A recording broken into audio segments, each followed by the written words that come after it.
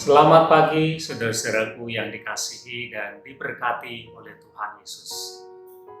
Bersyukurlah kepada Tuhan, sebab Ia baik, bahwasanya untuk selama-lamanya kasih setia Tuhan. Saudara, disadari atau tidak, dalam kehidupan kita sehari-hari, kita sering melakukan dosa, kesalahan, pelanggaran-pelanggaran yang kita anggap kecil, yang kita anggap remeh, dan kita berpikir tidak apa-apa untuk dilakukan. Misalnya, saudara, kita berbohong, atau kita menyimpan perasaan tidak puas, atau kita marah. Hal-hal itu kita anggap sebagai sesuatu yang kecil, yang sepele, yang remeh. Kita menganggap melakukan dosa-dosa seperti itu adalah sesuatu yang wajar, yang lumrah, yang manusiawi kita melakukannya. Saudara, sadarkah kita betapapun dosa itu kita anggap kecil, yang namanya dosa itu tetap merusak. Dia bisa merusak kehidupan kita. Hati nurani kita menjadi kebal. Ketika kita berbuat dosa, tidak ada lagi rasa bersalah sedikit pun. Hati-hati, saudara, kapal yang besar itu bisa tenggelam hanya karena ada lubang kecil yang menyebabkan air masuk ke dalamnya.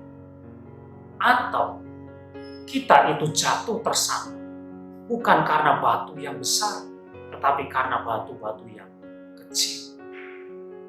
Dosa walaupun mungkin kita anggap sepele, kita anggap kecil, kita anggap remeh, itu bisa merusak hidup kita. Saudara, di dalam kitab Kejadian pasal yang keempat, ada kisah tentang Kain dan Habel.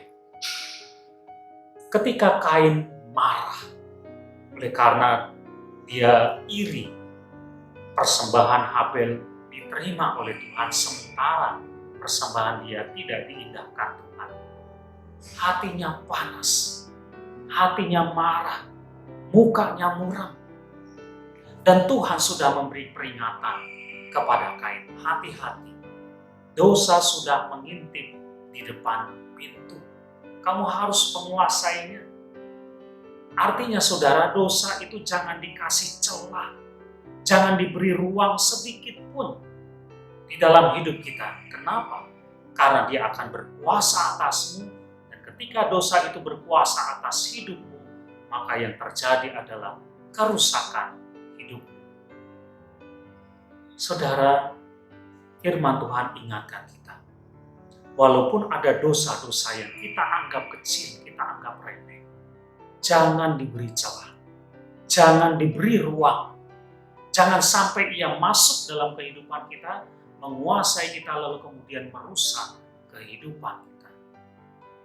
Hati-hati, saudara. Maka sekalipun dosa itu kecil, dosa itu harus dibuang, dosa itu harus ditinggalkan. Kita terus berjuang, terus belajar untuk hidup benar di hadapan Tuhan. Menutup pintu hati kita, tidak memberi celah atau ruang sedikit pun kepada dosa, supaya hidup kita tidak menjadi rusak. Tuhan menghendaki supaya kita menjalani kehidupan yang berkenan kepadanya. Amin.